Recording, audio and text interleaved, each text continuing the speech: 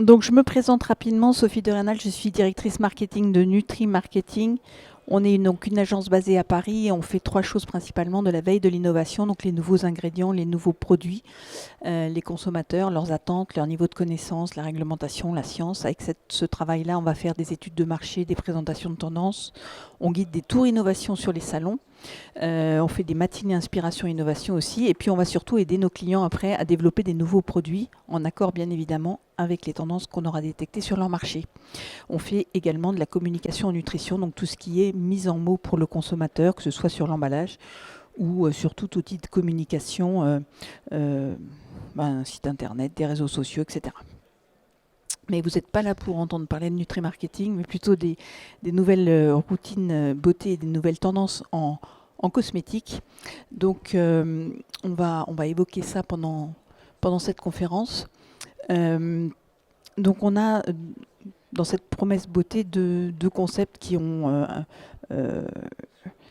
eu une influence, enfin qui ont une influence. Donc, évidemment, un vieillissement de la population mondiale qui fait que les gens sont intéressés de plus en plus par tout ce qui est lié à l'âge, à la prise de l'âge et à mieux vieillir. On va le voir, plutôt que pas vieillir, ou essayer de stopper le vieillissement ou l'anti-âge. Donc tout ce qu'on a eu comme anti-âge jusque-là, on va être dans un mieux vieillir maintenant, qui va un peu changer la donne. Et donc on a évidemment ce vieillissement de la population mondiale, donc notamment dans les pays développés. On cite souvent le Japon, où il y a plus de 30% de la population qui est déjà senior. Et moi, je dis souvent, le japonais est une espèce un peu en voie de disparition, puisqu'ils perdent de la population vraiment beaucoup tous les ans, puisqu'ils ne font plus du tout d'enfants. Alors c'est vrai qu'ils ont les meilleures espérances de vie de la planète, mais quand même, à un moment donné, il faut bien partir de ce monde. Donc on a des plus de 65 ans qui représenteront 16% de la population mondiale en 2050, alors que c'était que 9% en 2019. Donc c'est une personne sur 6 qui sera senior, mais déjà plutôt une sur 4 en Europe, pour l'Amérique du Nord également. Chine, Inde, Indonésie, Brésil, tout ça, ce sera trois quarts des plus de 65 ans en 2040. Donc évidemment, ils représentent la plus grosse partie de la population aussi, donc c'est normal. Mais c'est pour vous dire que jusque-là, des pays qui étaient plutôt très jeunes et qui faisaient baisser la moyenne mondiale sont rattrapés aussi par ce vieillissement de la population. Ça va vraiment concerner tout le monde. Donc en France, on a 89% des 60-75 ans qui déclarent se sentir plus jeunes que leur âge. Donc aujourd'hui, on a un âge ressenti qui est en dessous de l'âge réel, avec des 70-74 ans qui ont le sentiment d'avoir 53 ans. Et puis avec deux catégories de seniors, ce qu'on appelle les jouvences, donc qui en moyenne se rajeunissent de 33 ans, et puis les assumés qui, eux, se donnent leur âge plus ou moins 10 ans. Donc on a vraiment deux choses, mais globalement, soit c'est notre âge à peu près, et je l'assume, soit c'est je me sens plus jeune que ça, et donc effectivement le vieillissement, c'est pas forcément encore un problème. Deuxième contexte dans cette promesse beauté, c'est évidemment lié à la Covid, qui a eu vraiment un poids fort sur nos vies. Ça a modifié vraiment le rapport à la beauté, d'abord parce qu'on a eu un masque, parce qu'on a été isolé, parce que c'était de la visioconférence. Donc il y a eu un isolement, donc une moindre motivation pour se maquiller et pour avoir cette routine beauté tous les jours. Donc en 2020, vous voyez, 21% des Françaises qui se maquillaient quotidiennement, alors que c'était 42% en 2017, donc ça a baissé de moitié. Et puis avec le port du masque, on a arrêté notamment le rouge à lèvres, le marché du rouge à lèvres s'est un peu écroulé à cette période-là, évidemment il n'y avait plus besoin. Et donc on passe aussi d'une beauté extérieure, donc tout ce qui est maquillage, à une beauté plutôt qui vient de l'intérieur. Donc en fait, si je me sens bien dans ma peau, comme on dit, vraiment dans ma peau, voilà, vraiment la peau. À ce moment-là, je me sens belle comment il s'est dit hier? Shining, je sais déjà plus, mais brillance. Voilà, merci. Et puis, l'influence de la Covid-19, c'est bien sûr sur l'accélération de la vente en ligne. Donc, les réseaux de distribution de tout ce qui est beauté qui ont changé, avec plus de 72% des ventes de cosmétiques en ligne. Bien évidemment, tous les magasins type Sephora ou Marionneau ou autres, n'étant pas considérés comme essentiels, étaient fermés. Donc, bien sûr, tout le monde s'est reporté sur la vente en ligne, c'est normal. Alors ce marché de la cosmétique, au niveau mondial, d'ici 2024, il devrait atteindre 863 milliards de dollars, avec évidemment les Asiatiques les plus gros consommateurs. En même temps, ils sont les plus nombreux. C'est 41% du marché en 2019, suivi des Nord-Américains 24%, Européens 18%. Et tout ce qui concerne la peau, c'est 125 milliards d'euros en 2020. Et ça devrait atteindre 152 milliards en 2025, donc c'est le premier marché au niveau cosmétique. En France, on a un pays qui est le premier pays exportateur. Bien sûr, on est très fort en cosmétique avec les grands groupes qu'on connaît. Et donc, un chiffre d'affaires de presque 15 milliards d'euros en France, avec 40% pour le soin de la peau, 21% le cheveu, 18% le maquillage, 11% pardon, le parfum et 10% pour les produits d'hygiène. Les Français achètent en moyenne une cinquantaine de produits de beauté par an. C'est à peu près 10% de leur budget de consommation dans l'achat de ces produits cosmétiques. Là encore, c'est une moyenne évidemment. Et donc, c'est 31 € en moyenne pour des cosmétiques et 250 € pour tout ce qui est maquillage. Là, pour les Françaises en moyenne. Alors, au niveau des tendances et des attentes consommateurs, dans le monde, il y a vraiment un intérêt des consommateurs pour la santé de leur peau en général, avec à peine plus d'un consommateur sur deux qui est satisfait de la santé de sa peau. Donc ça, c'était en 2020, enfin c'est dans les top 10 tendances de FMCG Gurus de 2022. Donc c'est assez récent comme données. Et donc c'est vraiment, on veut plus d'informations pour pouvoir améliorer cette santé de la peau, mais pas forcément par des produits topiques. Ça peut être aussi, encore une fois, lié soit au microbiote, soit à ce qu'on va ingérer également. Donc on cherche des produits pour la santé de la peau, même si j'ai pas de problème de peau particulier. Ça peut être simplement pour, encore une fois, mieux vieillir ou me sentir mieux ou m'apporter de la confiance en moi, etc. Donc dans la définition de la beauté, c'est vraiment d'avoir une apparence plus saine et d'avoir donc encore une fois, cette brillance, cet éclat, avec une beauté, même si elle est intangible, ça dépend de la perception de chacun, effectivement. Et donc, pour 44% des consommateurs, c'est vraiment se sentir bien dans sa peau, c'est la confiance en soi, c'est s'aimer, qui fait qu'on va, du coup, éclater et briller et se sentir mieux. Donc 2/3 des consommateurs dans le monde font un lien entre la santé générale et la santé de leur peau, donc c'est assez lié, hein, beaucoup plus que ça ne l'était avant. Et comme je vous le disais, on passe d'une ère de l'anti-âge à celle de bien vieillir, mieux vieillir. Donc si on pouvait vieillir aussi en bonne santé, ce serait idéal, mourir en bonne santé encore mieux. Et donc une santé intérieure qui va ressortir et se voir à l'extérieur. Et donc c'est la confiance en soi, c'est tout ça. Donc dans les attentes des consommateurs, on voit qu'il y a une beauté plus holistique, avec 98% des Françaises qui disent que cette beauté n'est pas qu'une question d'apparence extérieure, c'est vraiment, voilà, encore une fois, la confiance en soi, etc. Donc là, on va faire attention à ce qu'on mange, on va faire peut-être plus d'activité physique, on va mieux dormir, essayer de mieux dormir pour pouvoir être belle naturellement plutôt que de s'appuyer sur des compléments alimentaires ou des choses comme ça.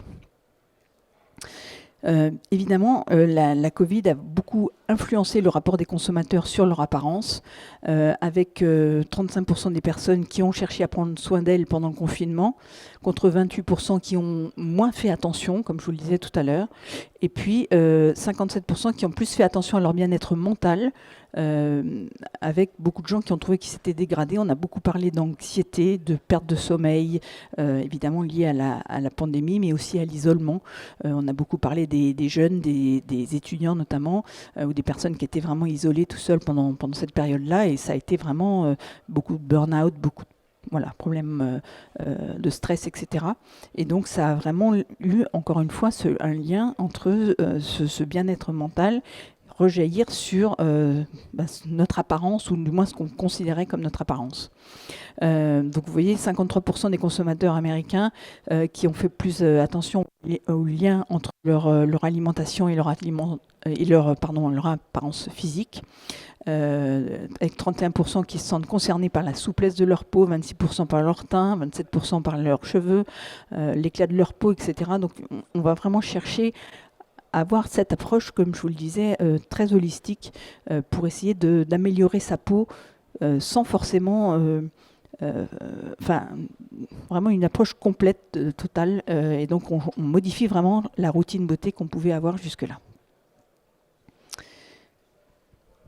En France, l'impact de la Covid a été assez fort puisqu'on a 60%. Alors s'il y a 60% des Françaises qui ont une perception inchangée de leur beauté depuis le début de la pandémie, vous avez 35% qui se sentent moins belles qu'avant le premier confinement, et même 48% chez les 15-25 ans, comme je vous le disais, c'est ceux qui ont été les plus touchés par cette Covid.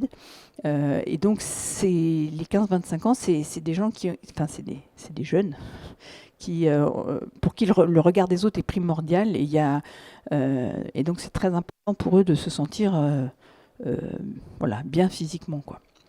Et bien évidemment, on a moins utilisé de rouge à lèvres, je vous l'ai dit, de fond de teint également, et avec donc 54% des Françaises qui ont utilisé moins de rouge à lèvres, 48% moins de fond de teint, et donc ils en utilisent moins souvent, ou même plus du tout pour 27 et 14% d'entre elles respectivement. Donc c'est très lié au télétravail, à la généralisation du masque, bien évidemment. Et puis, vous avez 30% des femmes maintenant qui s'assument sans maquillage. Donc on va voir cette tendance no ou low make-up pour être plus naturelle, une beauté plus naturelle qui est recherchée par la plupart des femmes. Donc c'est 56% des Françaises qui sont prêtes à adopter cette tendance low make-up ou no make-up. Et c'est même 64% chez les plus jeunes, chez les 18-34 ans. Donc sur les tendances, justement, on va voir qu'il y a des tendances qui vont s'exprimer de façon différente selon les zones géographiques, donc selon les parties du monde. Donc dans tout ce qui est Asie-Pacifique, il y a 5 tendances majeures qui sont d'abord... On veut un retour de la science, donc des produits qui sont portés par une recherche scientifique, qui sont efficaces. Et donc on veut, alors évidemment, en plus de ça, plus sûr. Vous savez qu'en Asie, il y a eu pas mal de problèmes de sécurité, de contamination, etc. Donc là, on veut 85% des consommateurs qui sont prêts à payer plus cher pour avoir des produits avec une efficacité prouvée. Donc dans cette région du monde. Après ça, il y a une beauté plus hybride, avec des produits tout en un, donc plus pratiques, mais aussi qui soient plus durables. Donc ça, on va y revenir largement sur la durabilité à la fois de l'emballage, mais à la fois de la formulation des produits. Tout ce qui concerne l'eau, donc essayer d'avoir des produits qui sont plus légers à emporter, donc des produits secs. On a beaucoup parlé des shampoings secs, mais ça peut être des produits d'hygiène beaucoup, mais de plus avoir des produits d'eau, ou alors avoir des produits secs qu'on va réhydrater, par exemple. Tout ce qui est la beauté sur demande, c'est-à-dire tout ce qui est e-commerce, bien sûr, mais aussi la personnalisation, donc des choses peut-être plus ciblées pour moi, ce dont j'ai besoin, mais aussi d'avoir une beauté immédiate, c'est-à-dire que j'ai envie d'une crème là maintenant tout de suite, et donc je la commande et je me le fais livrer dans le quart d'heure qui vient, et c'est ça que je veux. Voilà, c'est une instantanéité d'accès à ces produits de cosmétiques. Et enfin, tout ce qui est parfumerie, les parfums asiatiques, cette tendance-là, très marquée là encore, alors que jusque-là, c'était plutôt des marques occidentales qui avaient, au niveau parfumerie, la cote en Asie. Aujourd'hui, tout ce qui est saveur, pas saveur, arôme ou parfum asiatique, c'est ça qui définit la tendance, donc plus sur une pharmacopée plus traditionnelle. Donc des exemples, des shampoings ou qui sont comme ça, d'habitude c'est 85% d'eau pour 15% d'actifs, et ben là vous avez beaucoup plus d'actifs, et à vous de remettre dans la bouteille et de rajouter de l'eau chez vous. Vous achetez pas l'eau, vous la transportez pas, c'est meilleur pour la planète aussi. Et vous avez aussi le dentifrice pour Colgate qui propose des dentifrices à croquer. Donc là encore, hein, plus de tube plastique, c'est du verre, c'est recyclable, et il y a moins d'eau également. Donc voilà pour ce qui est de l'Asie. La tendance en zone Amérique, beaucoup de choses autour des ingrédients upcyclés, donc tout ce qui est valorisation d'éco-produits. Donc ça, c'est très vrai en alimentaire, c'est très vrai maintenant en cosmétique aussi. Très souvent, hein, il y a des ponts dans un sens ou dans un autre entre le marché de la food et le marché de la cosmétique. Donc là, c'est vraiment valorisation des coproduits dans les formulations cosmétiques. C'est vraiment, on le sent chez nous, enfin en France aussi, hein, une forte demande de la part des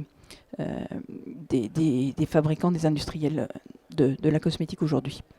On cherche aussi plutôt des extraits botaniques, mais toujours avec une efficacité derrière. Donc c'est plus côté végétal que animal aujourd'hui. Pareil, hein, c'est un peu comme dans le food. Et on cherche surtout des produits plus naturels que des pendants synthétiques, bien sûr, avec des consommateurs qui recherchent de la naturalité de partout. Tout ce qui est direct to consumer et donc l'accès à ces produits cosmétiques, là aussi, ça change beaucoup. Et donc, bien sûr, le commerce en ligne et aussi des marques qui vont s'adresser directement aux consommateurs, soit en leur proposant un abonnement à des box par mois ou du shopping en ligne sur leur propre site internet, etc. Et donc, plutôt que de passer par des magasins, on a vraiment besoin d'être en lien directement avec les consommateurs. Des choses bien sûr plus durables dans tout ce qui est emballage, dans les formats, dans les galéniques aussi. Donc plus de plastique, donc il faut trouver d'autres idées pour proposer ces produits. Et enfin, les problèmes cosmétiques qui vont pas seulement s'intéresser à la beauté comme c'était le cas jusque-là, anti-rides, anti-âge, etc. Mais là, plus on va sortir des champs de la beauté pure pour s'intéresser par exemple aux vergetures après l'accouchement, ça peut être la ménopause, ça peut être des cicatrices, ça peut être vraiment... Voilà, c'est plus simplement la beauté, ça va un tout petit peu au-delà. Donc on va avoir par exemple Upcycle qui a développé cette gamme à base de marc de café qui récupère dans les bars par exemple. Le Body Shop, une crème nettoyante, c'est pareil à base de carottes moches. Ou alors une fabrique de savon à partir d'huile et de graisse de cuisson recyclée.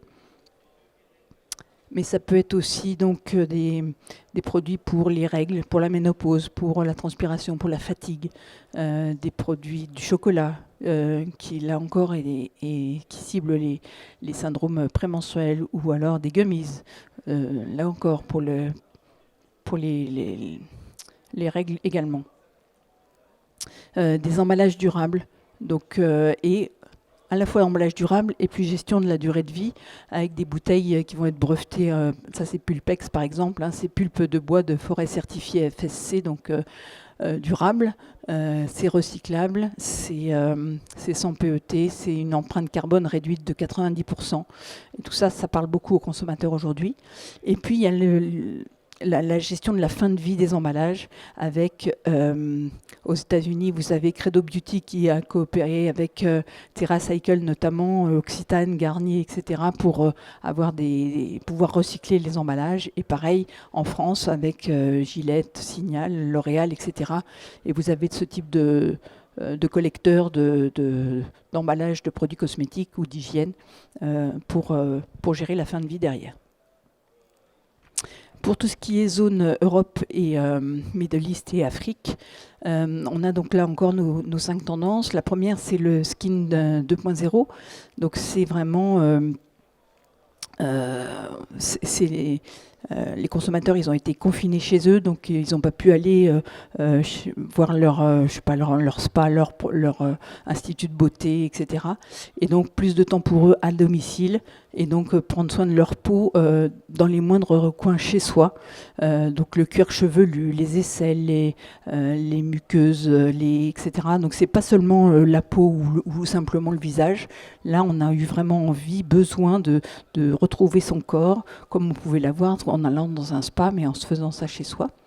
La Inside Out Beauty, c'est évidemment une beauté de l'intérieur et de l'extérieur, donc des produits qui vont peut-être faire double emploi, que vous allez pouvoir vous appliquer sur la peau et à la fois ingérer, ou alors des produits qui marcheront ensemble pour avoir une beauté de l'intérieur et à la fois de l'extérieur.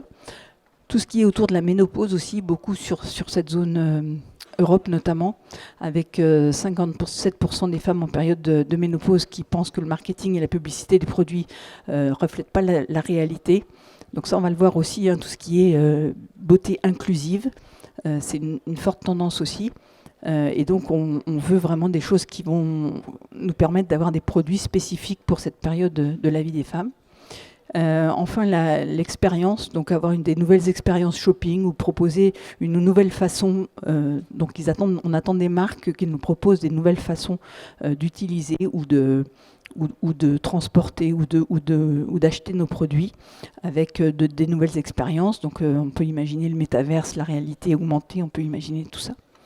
Et puis bien sûr tout ce qui est refueling, donc pouvoir recharger, tout ça encore une fois pour atteindre une neutralité carbone, pour faire attention à la planète, et donc on veut des produits qui se rechargent. Donc par exemple Mustela qui propose maintenant en magasin des emballages vides à remplir, Garnier qui propose une gamme d'après-shampoing sans rinçage, pour 75% moins de plastique, ça réduit de 92% l'empreinte carbone, etc. Autre tendance, j'en parlais à l'instant, c'est donc tout ce qui est inclusivité. Donc la beauté ne s'adresse plus simplement aux femmes, et j'allais dire aux femmes on va dire européenne. Depuis les mouvements Balance ton port ou Black Lives Matter, il y a de plus en plus de consommateurs qui veulent, et notamment les plus jeunes générations, des produits plus inclusifs, donc que ce soit des produits non genrés ou des produits pour tout type de peau, de cheveux, de couleur de peau, etc. Des produits aussi pour les personnes en situation de handicap. Donc c'est vraiment inclusif à tous les points de vue.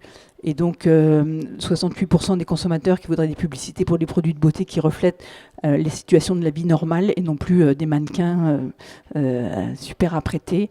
Et on le voit déjà aujourd'hui en France, en tout cas, hein, dans les publicités. Vous voyez beaucoup plus d'homosexuels, beaucoup plus de gens de couleur, beaucoup plus de gens âgés dans les produits notamment cosmétiques. C'est vraiment 63% des consommateurs qui se disent plus attirés par des marques qui vont montrer cette diversité dans leur publicité. Et vous avez 56% des Britanniques, 62% des Américains qui pensent que cette industrie de la beauté répond de mieux en mieux aux besoins de toutes les couleurs de peau comme ça. Donc dans l'inclusivité, vous avez par exemple Guide Beauty, c'est fait pour les gens qui... Un maquillage des yeux, c'est plus facile pour des gens qui ont des capacités, des niveaux de compétences différents. Donc à chaque fois, ça indique comment le faire, et notamment pour des gens qui sont atteints de Parkinson. Donc ça permet de guider, voilà, pour le tremblement par exemple. Mais vous avez aussi des produits en braille, on va le voir après, pour les gens qui ont des problèmes malvoyants. Vous avez du maquillage, bien sûr, de plus en plus pour les hommes, bien sûr, pour, encore une fois, toutes les couleurs de peau. Là, vous avez une marque qui propose 50 teintes de make-up.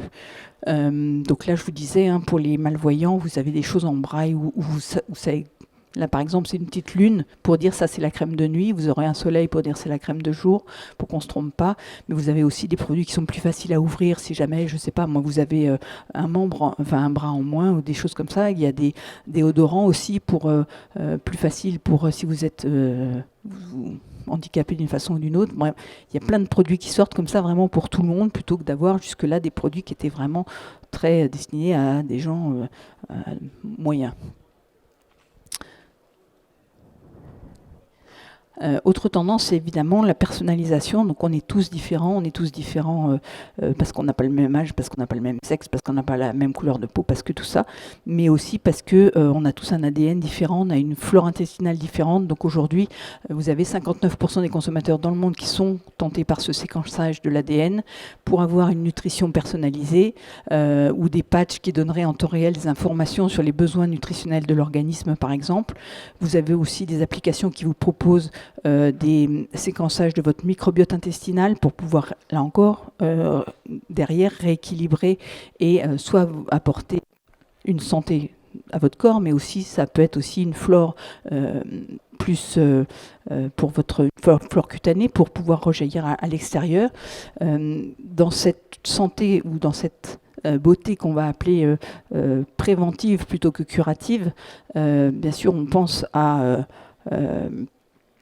Angelina Jolie, qui a fait son séquençage d'ADN, qui a découvert qu'elle était potentiellement à risque de cancer du sein, qui s'est fait l'ablation des seins sans avoir de cancer du tout.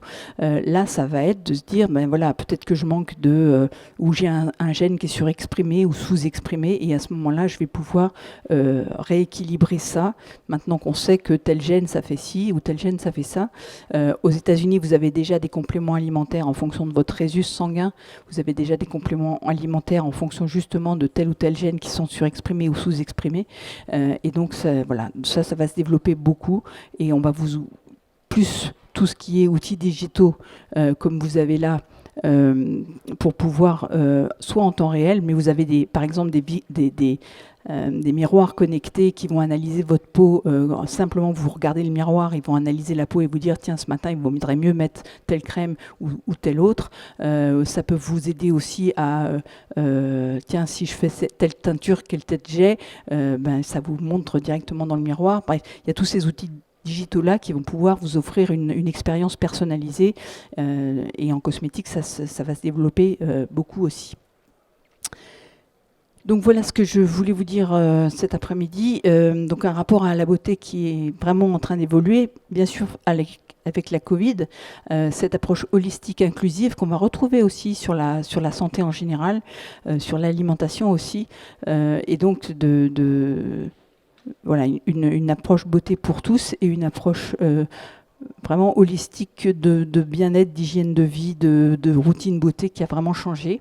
Moins d'impact pour la planète, plus de naturalité. Ça, je pense que c'est on va le retrouver sur toutes les industries, tous les marchés, pas seulement la cosmétique. Et puis, on voit des jeunes marques, un petit peu comme en food, encore une fois, les startups qui arrivent. Et là, on a qu'on appelle les indies, donc les indépendantes, qui sont en train de tirer leur épingle du jeu et qui sont en train de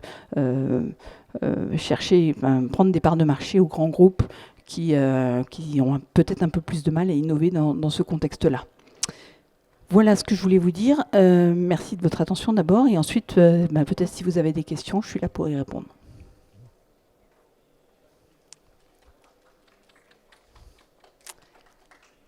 Des questions ?